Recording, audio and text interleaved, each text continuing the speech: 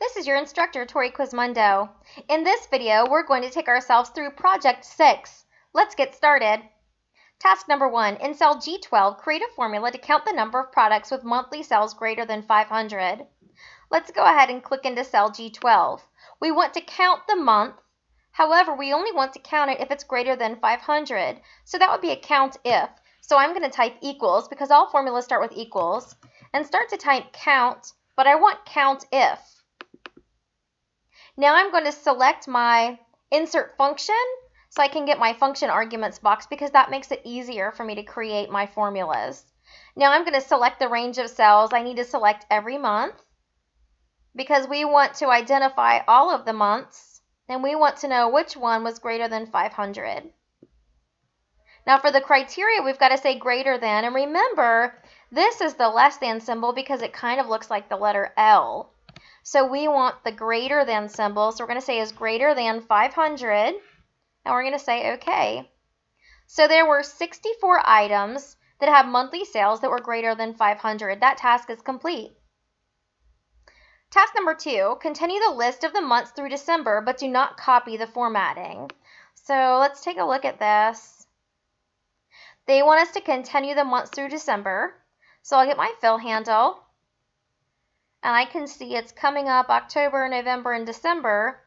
But I don't want to copy the formatting. So I'm going to say fill it without the formatting. That task is complete. Format cells B14 through M38 as currency with 3 decimal places. B14 through M38. B14. Let me go ahead and select B13 through M48. It's going to ask me to format it as currency. Remember, this $ here is accounting. That is not currency.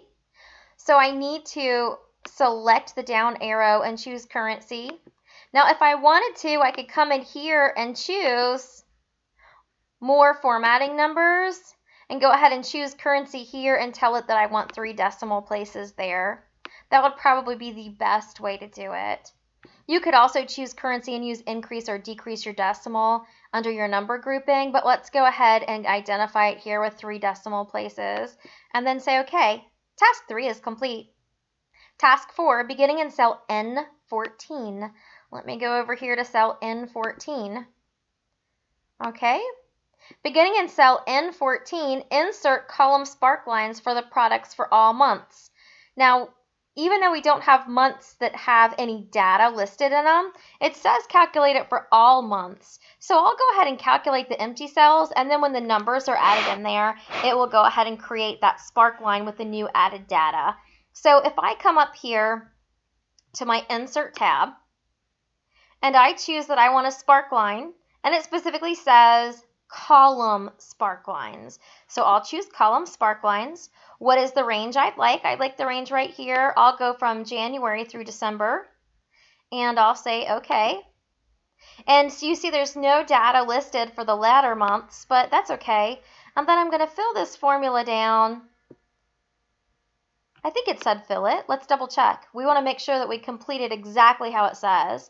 For all products, yes, for all products for all months. So it did need to get filled down. That task is complete. Task number 5, navigate to the yucca range and delete the contents. To go to my ranges, I need to hit the down arrow here. If I select this down arrow, I should find the yucca range. Here's yucca. I'll select it. It selected the text for me, the cells for me. It says to delete it. So I'm going to select delete on my keyboard. That task is complete. Let's take a look at task number 6. Create a line chart from the cells A13 through G38. Place a chart on a new sheet. Let's go ahead and start with that. A13 through G38. Let me select those. A13 through G38. I have my cells selected. It says that it's going to ask me to create a line chart. So I'll come up here to Insert, and I'll choose a line chart. It doesn't tell me specifically which line chart to choose, So I'll just choose whatever is the default line chart, the very first one.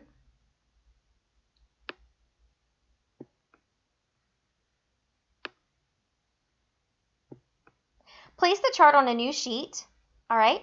When I have my chart selected, I get the chart tools at the top. When it's not selected, I do not have chart tools. When it is selected, I have chart tools. So I need to come up here to the chart tools, and I need to say that I'd like to move this chart to a new sheet, and it says to name the sheet half of the year. Half of year. And I'll say okay. Now it's on its own sheet tab. Let me come back here, because now my next set of instructions is name the chart profit and loss. So now I need to name the chart. Here's my chart title. Name the chart profit and loss. My chart title is in there. And that task is complete. Let's take a look at task 7. Set the margins to narrow. Okay, my margins come from my page layout tab. So I'll go to my page layout tab and I'll choose margins. And it says to configure them to narrow. Okay, that part is complete. Now configure the worksheet to print all the data on one portrait-oriented page. So I'll come back up here and I'll look at the layout. Oops, not margins. We want orientation and we want to change it to portrait. But let's take a quick look here. I can tell you, do you see this little dotted line here? That little dotted line is my page separator. All right, so I can tell you right now that it's not all fitting onto one portrait-oriented page.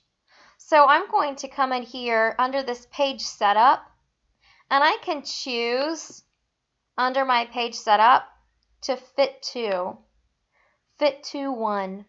And now I'm going to say fit to 1, and it's going to be portrait. And then I'll say OK. And then that task is complete. You have just completed Project 6. Congratulations.